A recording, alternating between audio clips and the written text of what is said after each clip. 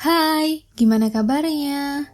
Kali ini sepenggal kata kita mau bahas film berjudul Switch dari Korea Selatan yang tayang pada tahun 2023 dengan genre drama komedi dengan sedikit bumbu fantasi. Ketika hidup sudah berkecukupan, masih ada manusia yang merasa kekurangan. Saat diberi kesempatan, malah bingung dengan keadaan. Panggilan masuk, seorang wanita panik. Lihat berita, wanita itu aktris baru yang kencan dengan Park. Park menanggapi santai dan bilang kalau itu kesempatan emas untuk artis baru lebih terkenal. Menanggapi panggilan dari manajernya, Park membenarkan kalau mereka habis kencan. Manajer tiba, artis baru kesal. Lanjut bersiap, di mobil si ibu telepon. Dalam panggilan video, ibunya cerita kalau ia habis pergi ke beberapa negara. Ia juga beli beberapa tas bermerek pakai kartu kredit Park. Mereka pergi. Mendatangi psikiaternya, bilang kalau susah tidur. Psikiater yang merupakan penggemarnya menjawab kalau Park harus santai menjalani hidup, sebab ada banyak penggemar di luar sana yang menantikan Park untuk terus berkarya. Saat syuting, Park lupa naskah.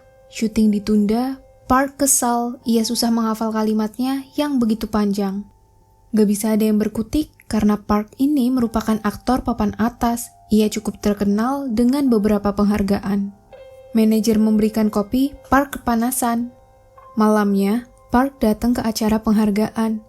Dalam nominasi aktor terbaik, Park berhasil menang. Manajer ikut senang. Di kesempatan itu, Park bilang kalau 10 tahun yang lalu ia cuma peran pembantu. Dan gak nyangka kalau sekarang ini bisa jadi pemeran utama di box office.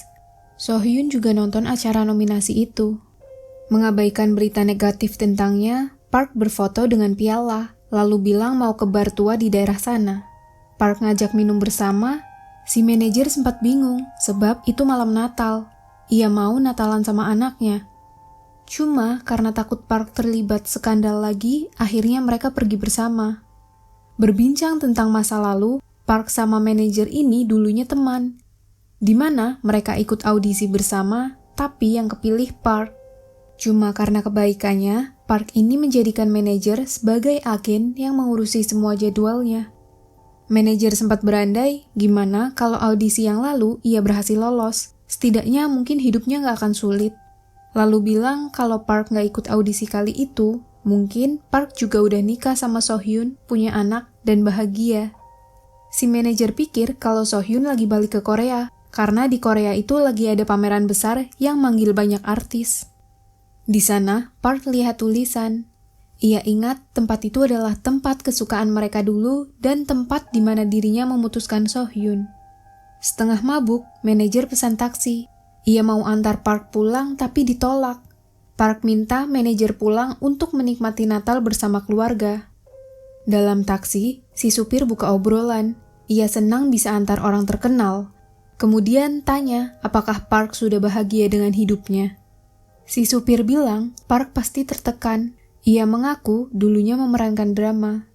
Seorang aktor pernah bilang supaya semua orang terkenal dan punya segalanya. Tapi seharusnya bukan itu. Si supir minta pendapat Park. Park jadi bilang, dalam hidup gak ada jawaban pasti, di mana bahagia bukan manusia lain yang menentukan. Si supir langsung jawab kalau Park belum ngerasa puas sama hidupnya. Bertanya apakah Park menyesal. Supir juga tanya, kalau ada kesempatan untuk mengubah masa lalu, apa yang Park lakukan?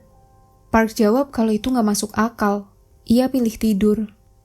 Alarm bunyi, Park bangun. Dihampiri 2 bocil, ia bingung. Sohyun muncul, Park makin bingung. Ia tanya di mana dia dan siapa 2 bocil itu.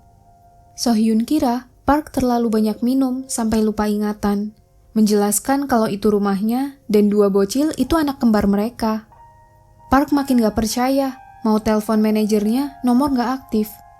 Berusaha kabur dengan mobil, Park datang ke apartemen mewah. Masuk dengan enaknya, sampai tahu di rumahnya ada orang lain. Ia coba menerobos masuk, bertemu dengan wanita yang dikenalnya. Si pria jadi ngira kalau istrinya selingkuh. Perdebatan panjang sampai Park dibawa ke kantor polisi. Di kantor polisi, polisi menyebutkan kalau apartemen itu punya si pria dan istrinya.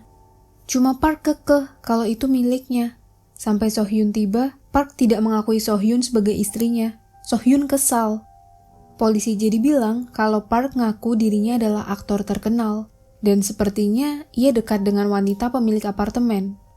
Di mana Park masih meyakinkan polisi lainnya, tapi tetap gak ada yang kenal. Ia teriak, Sohyun jadi minta maaf atas kekacauan. Ia mau bawa suaminya pulang. Di luar, Park masih bingung. Ia tanya kapan menikahi Sohyun. Sohyun yang kesal menampar. Lihat taksi datang, Park sadar kalau semalam dirinya mabuk dan naik taksi dengan lambang pohon Natal. Teringat supir menawarkan kehidupan yang Park mau, si supir bilang akan memberikan kado Natal terindah. Sampai di rumah, Park masih kesal. Bocil wanita datang, Park tanya namanya. Rohi langsung tanya, apakah mabuk bisa membuat ingatan si ayah jadi buruk? Park bilang kalau ia hilang ingatan. Ia mau Rohi merahasiakannya. Masuk ke rumah, Sohyun bilang mau ketemu temannya. Ia minta Park menjaga si kembar selama Sohyun keluar. Menolak karena merepotkan, Park mau Sohyun memberikan pengasuh. Sohyun rasa suaminya sudah gila karena mereka hidup aja ngontrak. Lalu pamit pergi ke anaknya, Park sendirian. Membiarkan anaknya mandi bola, Park telepon ke tempat taksi, mengaku dompetnya tertinggal. Menjelaskan kalau sebelumnya ia naik taksi berlogo pohon Natal, cuma nggak tahu nomor polisinya. Si kembar datang, Park izin pergi, tapi si anak bilang kalau ia akan melaporkan ke ibunya. Mereka jadi pergi bersama ke tempat taksi, mencari taksi yang dimaksud Park, tapi di sana nggak ada taksi dengan logo Natal. Lanjut datang ke psikiaternya, Park terus bercuap, menjelaskan kalau ia aktor terkenal yang bahkan psikiater termasuk fans beratnya. Demi keamanan jiwa, psikiater membenarkan. Di rumah, Park tanya ke si kembar tentang pekerjaannya. Si anak jawab kalau ayahnya aktor pengganti. Roha jadi memperlihatkan acara, Park nggak percaya. Malam harinya, Sohyun tanya kenapa Park masuk ke apartemen orang. Park bilang kalau dirinya ada di dunia yang berbeda, menjelaskan kalau sebelumnya ia naik taksi dan supir bilang kalau Park akan dapat hadiah Natal berupa Sohyun dan si kembar. Sohyun ngerasa suaminya lagi latihan naskah, lalu menggoda manja apakah Park nyesel dapat hadiah Sohyun sama anak-anak. Waktu tidur, Park gugup. Tapi Sohyun minta Park jangan gerak sampai dirinya tertidur. Sohyun ngorok, bikin Park kaget. Menjalani hari yang terus berganti, Park masih belum terima dengan keadaan. Sohyun bilang kalau Park ada audisi hari itu, minta Park berusaha keras supaya berhasil. Melakukan syuting, Park minta untuk mencobanya sekali lagi. Cuma sutradara dan yang lain sudah kesal karena diulang berkali-kali. Di rumah, semua memuji akting Park, tapi Park bilang apa gunanya kalau jadi pemeran cadangan bukan pemeran utama. Sempat protes karena makanan berisi karbohidrat tanpa protein, panggilan masuk. Mengira dari selingkuhan, Park bilang kalau itu wanita tomboy. Membagikan brosur bersama, Park tanya keberadaan manajernya. Si tomboy bilang kalau manajer adalah aktor terkenal bahkan sudah main di box office. Melihat tayangan, Park sadar ia bertukar peran dengan manajernya. Langsung naik, Park cari keberadaan manajernya. Mereka bertemu lalu pergi berdua. Ngobrolin tentang audisi, manajernya berterima kasih. Karena dulu, Park pilih pergi untuk menghentikan Sohyun yang mau kuliah ke luar negeri. Jadi, ia bisa masuk sampai ke box office. Lalu, Park tanya keadaan istri dan anak manajer. Semua orang kaget, karena manajer yang sekarang adalah aktris terkenal, ia juga masih single. Mengira Park mabuk, si manajer melarangnya minum. Lanjut lihat Sohyun yang melukis, mereka jadi pulang bersama. Park tanya apakah Sohyun nyesel pilih hidup bersamanya, yang mana ia mengorbankan kesempatan untuk belajar di luar negeri. Sohyun bilang kalau ia sangat beruntung dan ngerasa bahagia karena punya Park sama si kembar. Park tentu senang, mereka lanjut kebahagiaan sampai di rumah. Tapi terhenti karena Roha yang terbangun, ia mimpi hantu. Sohyun jadi menenangkan. Esoknya, Rohi tanya, apakah ingatan Park sudah balik? Mengingat kalau ayahnya selalu takut sama si ibu. Dan di taman itu juga ada emak-emak penggemar Park. Walau ia aktor cadangan, ternyata Park punya penggemar. Lanjut makan bersama teman, Park minta dibungkus. Park tahu kalau manajer ini naksir sama wanita tomboy, cuma gak bilang. Pulang ke rumah, Park mabuk sama istri dan emak-emak penggemar. Sesudahnya mereka terlelap. Mertua tiba, Sohyun bangun kaget. Park juga bangun, si kembar lagi disuapin neneknya. Sohyun mau berangkat ngajar. Lalu ibu Park kesal karena anaknya gak kerja, malah jadi beban keluarga. Lihat tas Sohyun, si ibu naksir. Ia bilang kalau sudah bosan ibunya mau. Park bersuara, bahkan di keadaan yang berbeda, si ibu tetap sama. Park menjelaskan kalau di kehidupan sebelumnya, ia sudah memberikan apa yang ibunya mau, termasuk tas-tas mahal yang dibelinya. Si ibu ngerasa anaknya gila. Mengantar ibunya ke terminal, si ibu mau anaknya berusaha untuk menghidupi keluarga. Ia juga mau anaknya untuk menjenguk si ayah. Si ibu memberikan uang untuk mereka ke sana. Sampai di tempat, Park hanya diam. Rohi bilang kalau itu hari Natal, harusnya si ayah masuk untuk menemui kakeknya. Park menjelaskan, ia dan si kakek hanya bertemu sebanyak 4 kali. Sohyun menjabarkan kalau Park gak mau kelihatan sedih di depan si kembar, makanya ia nolak masuk. Sohyun minta mereka pergi menemui kakeknya bertiga, menjelaskan ayahnya butuh waktu untuk lebih kuat menghadapi kenyataan. Lanjut berakting, tapi mereka minta si manajer yang melakukan, bukan Park. Ke area tinju, mereka beradu. Park kalah. Setelahnya, si manajer ini mau Park jadi agen untuk mengurusi semua jadwal. Park menolak. Ia bilang kalau di kehidupan sebelumnya, manajer adalah agennya. Melanjutkan kalau Park juga membutuhkannya. Park butuh uang untuk istri dan anak-anaknya tetap hidup, bahkan untuk sekolah si kembar bukan hal mudah. Datang ke tempat istrinya menggambar dan mengajar, ia tak ada di sana. Ponsel juga nggak bisa dihubungi. Park jadi ngobrol sama Rohi, yang mana Roha main sendirian. Ia terjatuh. Merasa panik, Roha dibawa ke rumah sakit.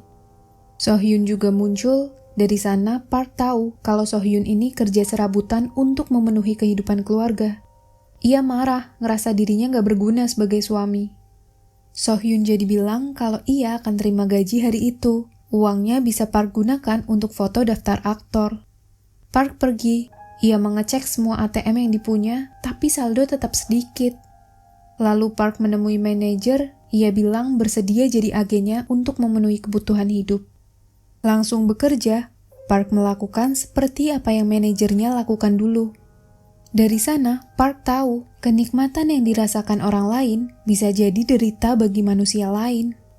Berusaha melakukan yang terbaik untuk manajernya, Park berhasil membuat citra baik manajer kembali. Semua kontrak jadi diperpanjang. Ada tawaran baru juga yang buat manajer suka sama kinerja Park dan bilang ia akan menaikkan gaji Park. Kemudian, Park membantu manajer berlatih peran.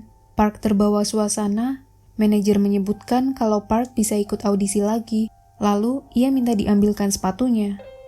Setelah itu, Park ditawari main untuk pengganti orang yang gak datang.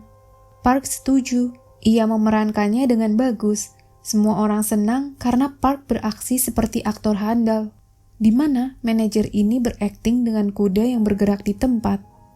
Melihat beberapa karya Park, mereka bangga. Lalu Park minta nasi, tapi Sohyun bilang kalau Park dulu menolak karbohidrat. Cuma Park yang sekarang gak peduli. Baginya yang dibutuhin kemampuan berakting. Malam itu mereka bahagia. Hari-hari berlalu, Park mulai bisa menerima keadaan. Mereka menikmati hari-hari bersama sampai bisa makan di restoran mewah. Si kembar sangat senang. Park juga memberikan beberapa daftar mobil yang bisa Sohyun pilih. Bilang kalau semua itu sponsor dari manajer karena ia sudah jadi agen yang dipercaya. Lanjut lihat rumah di kota, Park bilang mereka akan segera pindah supaya si kembar bisa sekolah lebih baik. Tapi Sohyun marah, ia ngerasa Park membuat semuanya indah di atas uang.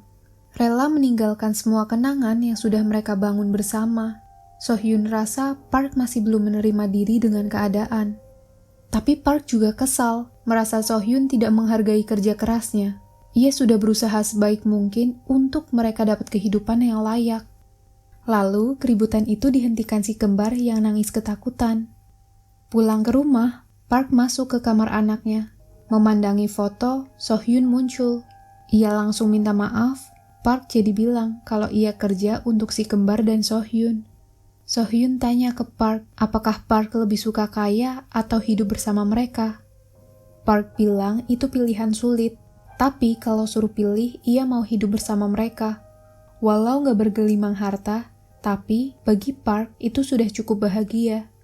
Park takut kalau hidupnya berubah, ia akan kehilangan hangatnya bersama keluarga. Melanjutkan hari lebih baik, Park masih bermain film sama si manajer. Banyak yang suka dengannya sampai wartawan menemuinya. Di rumah, Sohyun sama anak-anak dapat link yang diberikan Park tentang dirinya yang masuk surat kabar. Mereka jadi senang. Masih lanjut jadi agen manajernya, Park mendukung semua kegiatannya. Lalu manajer mau mereka ke bar di dekat sana. Tulisan juga masih ada. Si manajer bilang kalau ada sutradara yang menawari Park kerja di luar negeri, tapi kenapa Park tolak? Park jawab kalau ia mau di dekat keluarganya aja. Ia nggak mau kehilangan momen bersama si kembar. Sudah mabuk, manajer memberikan amplop untuk si kembar sebagai hadiah Natal. Wanita tomboy datang menjemput. Park menolak ikut. Pilih pergi menggunakan taksi, Park sambil panggilan video bersama Sohyun dan si kembar. Mereka semua nunggu di rumah untuk kejutan Natal. Mengakhiri panggilan, supir taksi tanya, gimana kehidupan Park yang sekarang? Apakah lebih bahagia? Melanjutkan, waktu berlalu cepat. Sudah setahun berjalan, si supir minta Park jangan kaget kalau nanti balik ke kehidupan yang nyata. Park menolak balik ke kehidupan sebelumnya. Si supir jadi bilang kalau Park nggak bisa menolak. Waktunya tinggal sedikit sampai matahari terbit. Tetap berusaha nolak, si supir jadi berhenti. Ia bilang kalau dulunya juga aktor.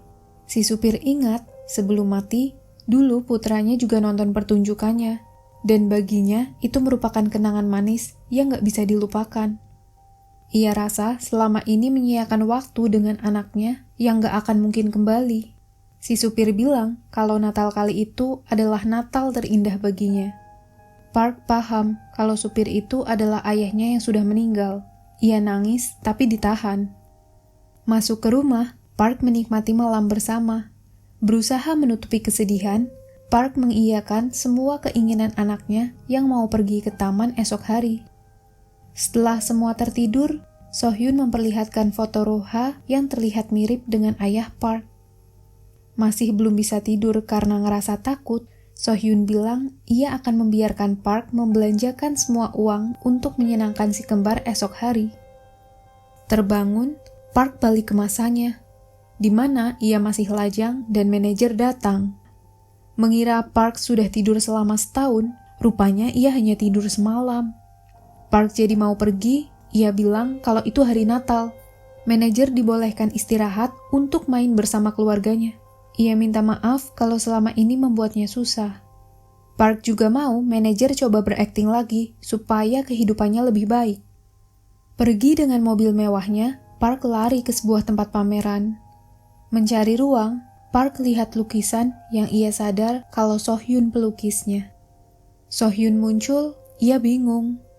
Park tanya tentang lukisan, Sohyun langsung diajak pergi. Ke sebuah tempat, Park membawa Sohyun ke rumah seperti yang ada dalam lukisan. Park bilang kalau semalam mereka menikmati malam di sana dengan bahagia. Park mau mewujudkan semuanya supaya hidupnya lebih berwarna. Setelah menikah, mereka punya anak kembar. Mereka diberi nama Roha dan Rohi. Berusaha mewujudkan mimpi-mimpi bersama, mereka bekerja sama untuk mengurus anak. Walau merasa sedikit kewalahan, tapi mereka senang. Di mana si manajer ini masuk taksi dan bertemu dengan ayahnya yang sudah meninggal. Tapi si supir ngaku kalau ia masih bujang. Dengan taksi berlogo Natal, mereka pergi. Nah, jadi gitu ceritanya. Dan begitulah cerita film Switch. Terima kasih sudah menonton. Bye-bye, salam sepenggal kata kita. Bye!